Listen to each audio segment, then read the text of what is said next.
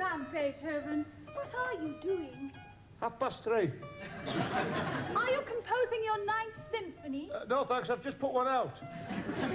Is there anything I can get you? I preferred the blue one. This awful deafness of his. If only he would make love to me. Your place or mine?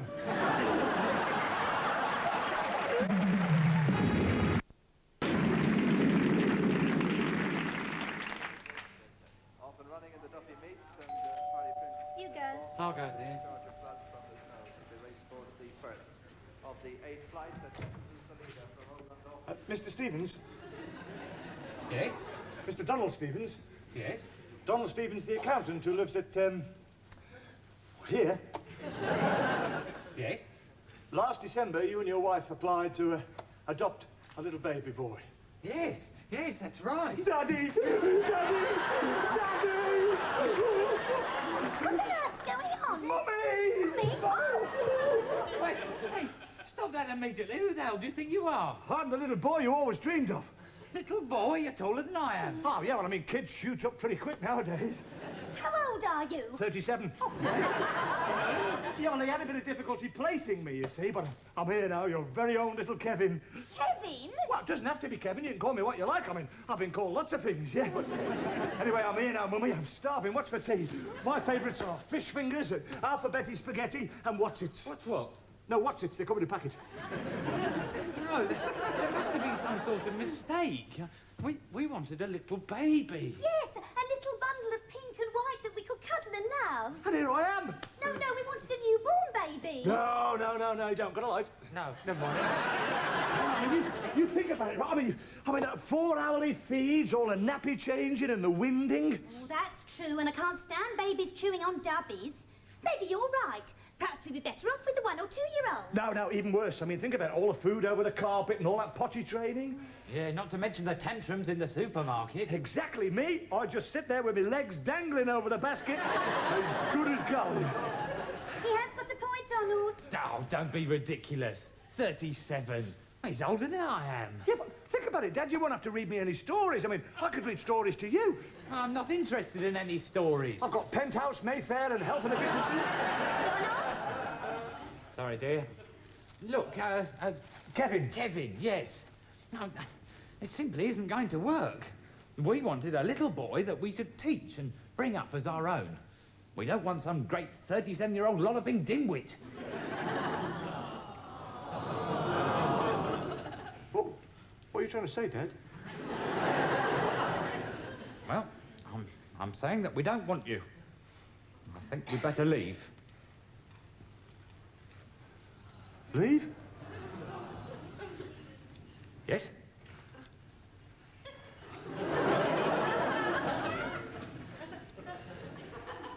You want me to leave? Yes? Well, I'll just go back to the orphanage then.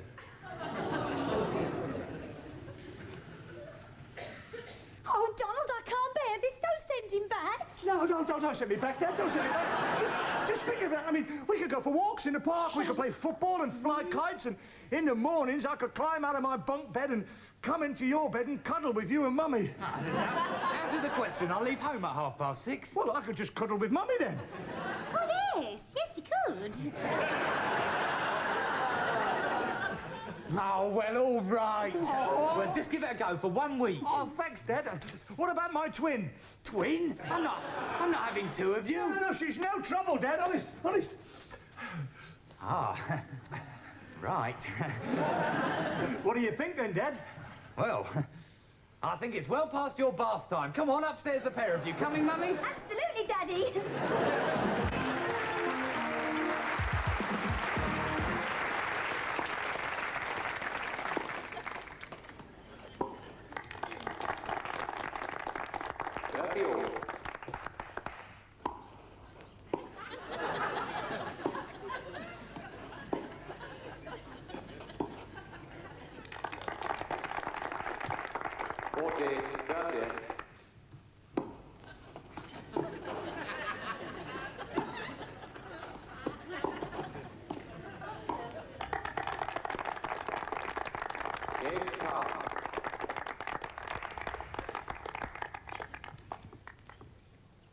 Excuse me, why are you looking from left to right while we're looking from right to left? Well, I came late.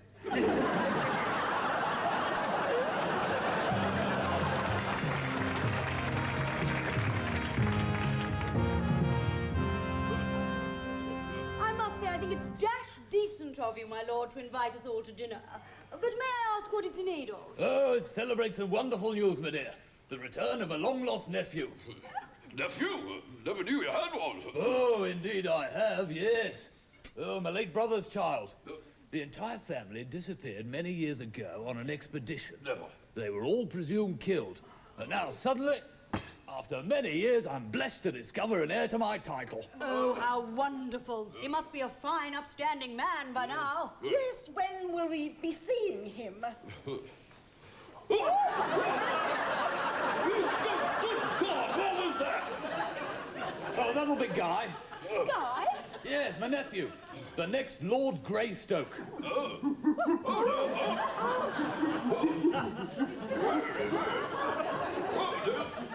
Apparently, he was brought up by the apes. You'd never guess, would you? You see, he's more used to hanging about in the treetops than he is sitting at tables and things. Still, makes him useful. The pitcher rails and pelmets have never been cleaner. Oh, so he does little jobs around the house. Unfortunately, yes. Still, he's making progress. We're pointing him in the right direction. I say, coming on leaps and bounds. What? That was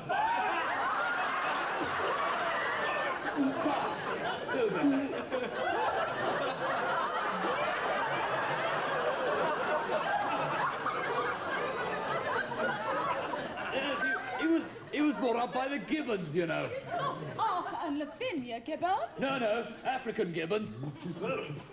They taught him all sorts of strange skills. Really? Yeah, apparently he can use his feet, like you and I might use our hands. What? What is that? Oh, God. Yes, I know, Sina. No, sorry about that, my dear. He's a bit uninhibited, what? Can he talk at all?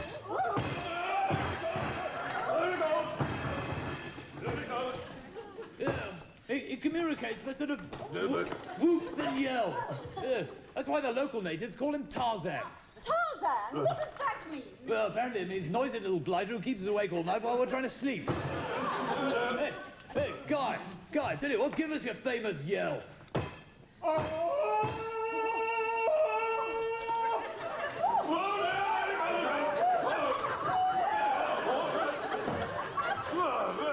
Gosh, that's terrifying. Why does he do that? Well, it comes from when he used to swing from tree to tree. Apparently, some of the monkeys used to grab onto his loincloth and go along for the ride. Yes, but I still don't understand why that awful yell. Well, sometimes they used to miss the loincloth. I say, old Greg, he's more ape than human. Yes, I agree. It does seem terribly cruel keeping him here.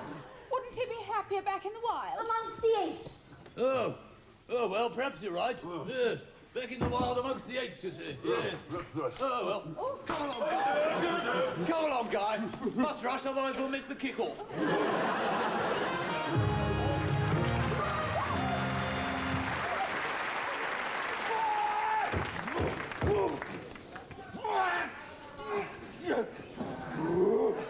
Not many in tonight, is there? Nothing on the bill, though, is it? Job. No, present company accepted, of course.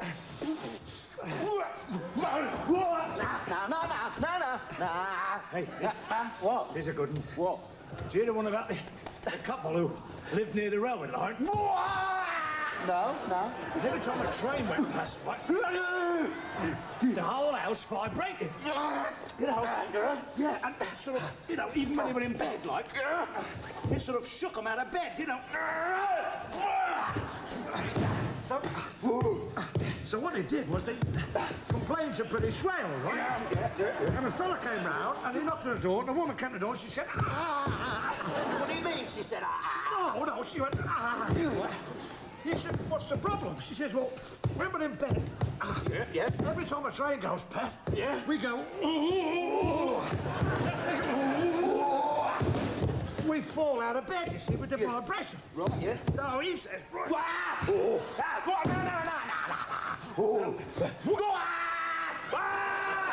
So he gets in bed with her, you see.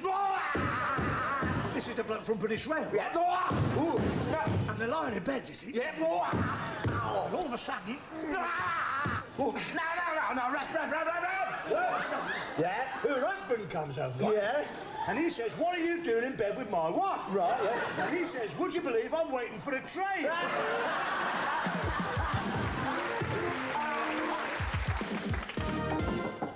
Come in. Come in.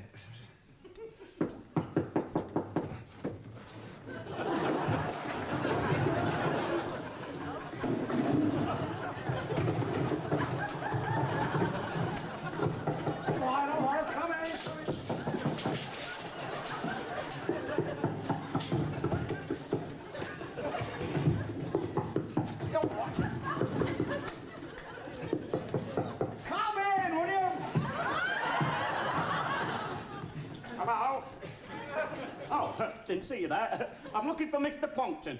Well, I'm Mr. Plunkton. Oh, good. I'd like to register. Oh, I see. You want to join my skydiving club? That's right, yes. Yes, just a moment. Monica, can we have some tea, please? Tell me, is it dangerous? What, drinking tea? No. I've been drinking it for years now, and I've never had a serious tea-drinking accident, no. No, skydiving. Sit down. Is it dangerous? What, sitting down? No, don't be silly. Good Lord, people do it all the time. Well, I suppose if you sat on something sharp and pointed, you could do yourself a bit of an injury, what? Skydiving. What about it? A biscuit? Oh, thank you very much. Is it dangerous? Ah, well, yes, it could be, you see. I suppose you could always get a bit of biscuit stuck in your throat and choke to death. Stick a jagged bit of Garibaldi in your eye, but... Look, can I be honest with you? Can I be frank? Yes. You know, if you're the sort of chap who's concerned and worried about eating biscuits, sitting down and drinking tea, I don't think you're the sort of chap that's cut out to join a skydiving club. No, I'm not afraid of tea. Aren't you? No, and I'm not afraid of biscuits or sitting down. All right, there's no need to boast about it. No, what I meant was, is skydiving dangerous? Oh, skydiving? Oh, God, I'm sorry now. Good Lord, no, we do it every time. Yes, I mean, everybody does it here. The management, I do it, yes. The secretaries do it, yes. We all do it, yes. Good. Ah, all right.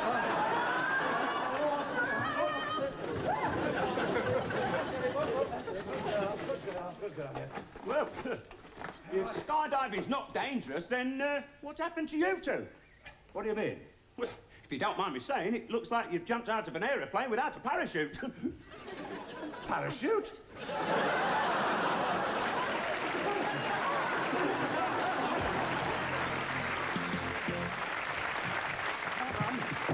Mum, you see Marguerite's shirt? Probably still on the floor where you threw it. Oh, no. Look at the state it is. What am I going to do? Wear the white one. The white one? I'll wash it myself.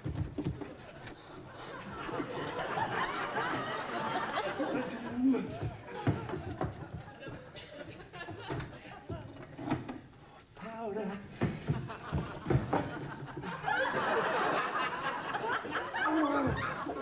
Mum!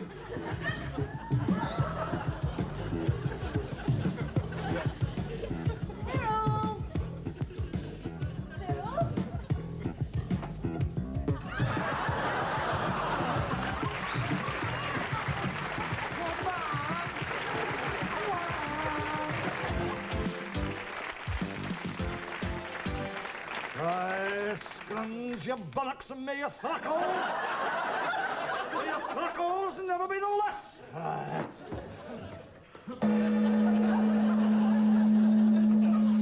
Oh, needed that! Good evening.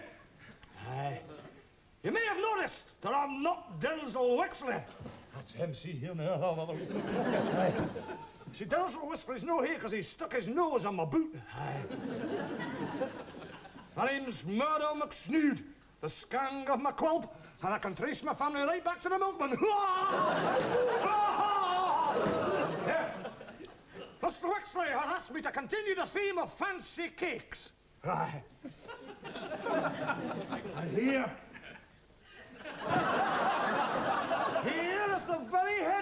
daughters of the English, the victors of Colcudden, who murdered and smashed and mutilated.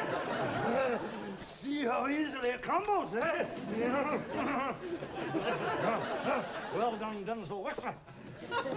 Here, Denzel. And slang your bobby, you festering scrunget, and as for this blithering jollops... Tonight's recipe is a proper man's dish. Boggis and tripes. And if you're nae man enough for a steaming Scots boggis slathered in its own jabbot, then boggle off to LA Law. Oh, surprising flour. Excuse me now. There's two sorts of boggis. Just got a wee sack out here. There's the common boggis. That's the common boggis right there, see? And the brindle boggis, or the left-handed slabbit. And you can only eat him when there's a K in the month. And even then he's poisonous. You'll have 6 months McCreack's revenge and a total disability pension. So much for the slabbit. So cook the boggis. First you need a pan. Let's get the pan over in here, see it? Here's the pan. What about Denzel Whiskey's cake? Now, first you find the rear end. And then you remove the blatherings. You'll find them in a little wee plastic bag. Isn't nature wonderful? At a hammock of squint, you take the short slummock that's no the long handle, because there's no swap for the florence and you're liable to thrackle down bounce over billock. So then you clather it till it squeaks. Come on, you squeak, you little blather, squeak, huh? Well, I heard it squeak if you didn't. Or was it me squeaking? Could have been. Never mind. I'll need to look in the recipe book. Oh. Now then, take 1 pound of raisins. Right. Raisins.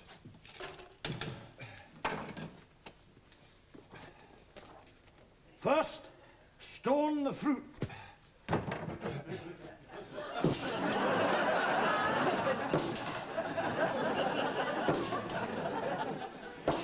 I'll eat this bit. Oh, I'm feeling quite stoned. Now, separate 6 eggs. And then you beat them up.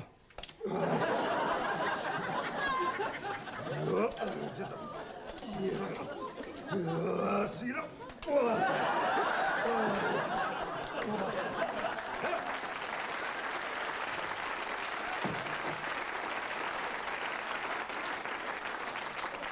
Now, you had 5 pounds of dripping. That's 5 pounds dripping. You like that all right? So we just see that. See those coming. Now, there, a couple of vests. Now, you should do is leave him slathering in the jeeps for 3 weeks at a regular 7. Now.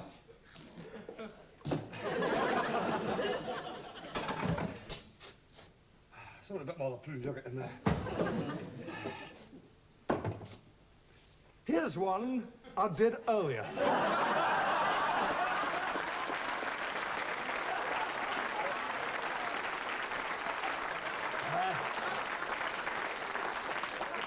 So stuff that in your oven, Denzel Wixley. Good night, my popsies, and may your grolocks go with you.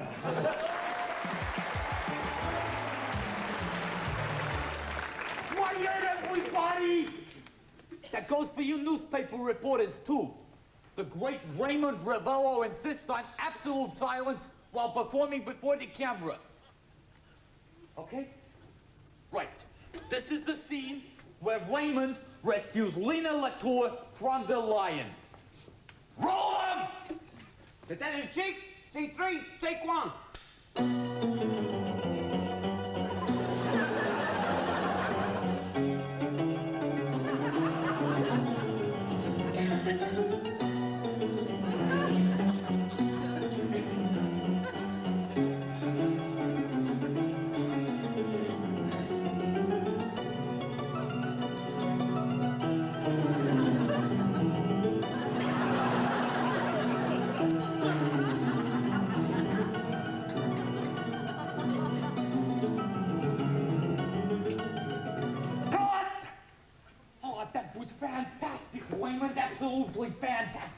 Mr. Ravello.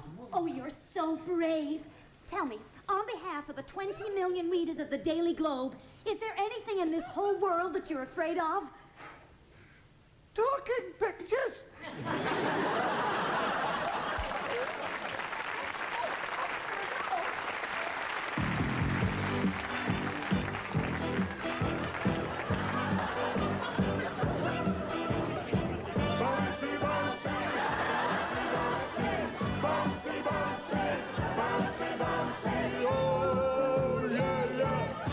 I'm like a rubber ball, baby, that's all that I am to you. Rubber ball, 'cause you think you can be true to two. Bounce my heart around. You don't even put me down, but like a Rubber ball, I come bouncing back to you. Rubber ball, I come bouncing back to you.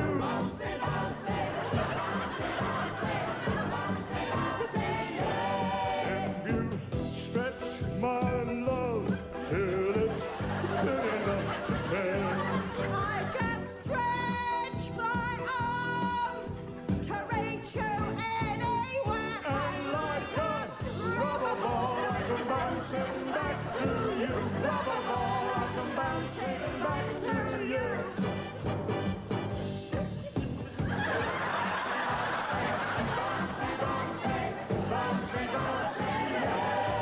I'm like a rubber band when on my shoulder you do tap. Rubber band because my heartstrings they just snap. You go squeeze me till I'm all aflame. I call you by some other guy's name, but like a rubber ball I come bouncing back to you. Rubber ball I come bouncing back to you.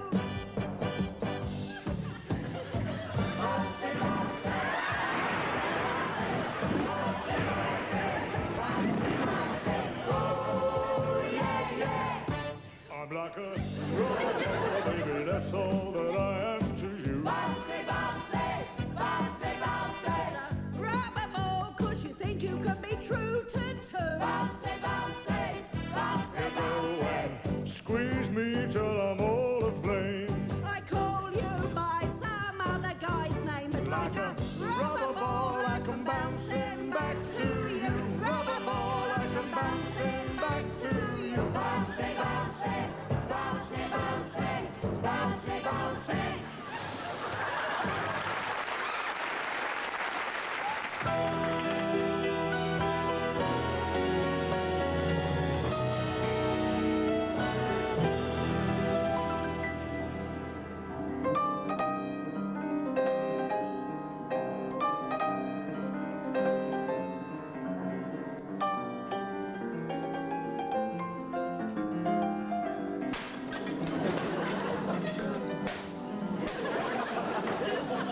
Come in, Uncle James. How are you? Smashing! I'm so glad you came. I thought my young ward might be a trifle lonely on her Aunt Todd. It's so nice to hear you playing my favorite piece, my dear. Chopin's Etude number 12. Opus 10, Arsenal 8, after extra time.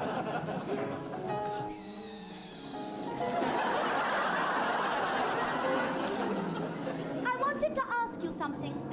You know there's a rallentando at the end of the first passage. Yes, I went before I came in. Well, my dear Francesca, I've seen the writing on the wall.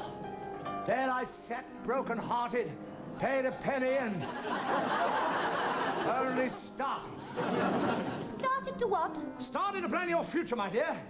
If you want to be the great concert pianist I wish you to be, then you must get out and see all the top entertainers of today. I have 2 tickets for this evening's concert at the Festival Hall. Beethoven is playing Richard Clayderman. But I thought Richard Clayderman was playing Beethoven. Now, that was last week. This is a return match. Yes, Beethoven lost the first one. Oh, Uncle James, why are you so violent? Why do you raise rage against the world? What am I raging against the world? I'm raging because of this sketch. They give you bad material. They've made me walk with a stick and with a limp, which I haven't got. The only reason we're getting laughs is because of all the visuals. And every time I break something, you see what I mean? You heard the laugh then? Yes. You'll not even play the damn piano. There's a fellow around the back of that wall doing it. For telling lies, I think they asked me to do James Mason. Well, I said I'll try and do James Mason, but he's not funny. Yes, I rage against the world. It was the war, you know, the war, the noise, and the guns, yes, and the bombs. Yes. Oh, yes. Farewell to arms. Oh, yes. But I knew what I had to do, and by God, I did it my way. What were you? A deserter. But how did you get your limp, Uncle? My limp what? Oh, this? Ah. I got it by doing this. Ah. Anyway, get ready, you'll be late for the concert. And for God's sake, tidy up this room, it's a disgrace. Oh, the concert. I'm afraid I can't go. What? I'm meeting Laszlo. You're eating what? You're on a strict diet. All you're allowed is skimmed water. H1O. No, I'm going to meet Laszlo Czernik, my fiancé. He's a brilliant young Polish violinist. Forget it. This picture tells me everything. He's only a common young working chap, as anyone here can see. But when I get a couple of drinks on a Saturday, Laszlo belongs to me.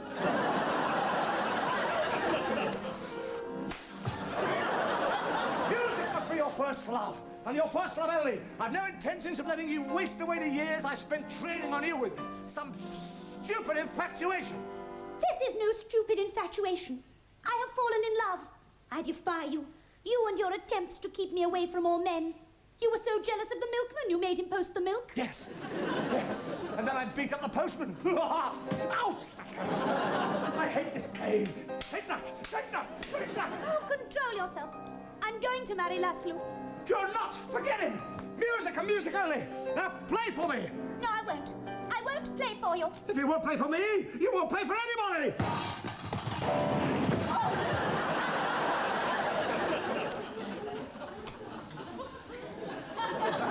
Francesca, why did you not come to our meeting? Oh, Laszlo, I'm so confused. I told you you would not have the courage to leave this tyrant. Don't be angry with me, Laszlo. You've made her cry, you viper. No, you viper. I have lost my hanky. I have lost my hanky. I have lost my hanky. Accents now. You claim you're in love with this Polish peroxide pipsqueak? Francesca and I were meant to make beautiful music together. Oh, forget it, bleachy head. No, I will not forget it. I love her. And nothing you can do or say will make me leave her. She will be mine.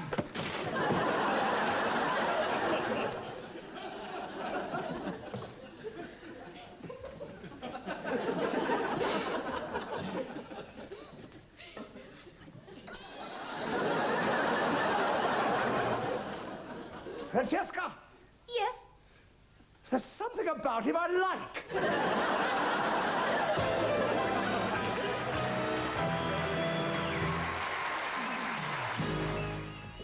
Russ Abbot is currently appearing at the North Pier Theatre, Blackpool.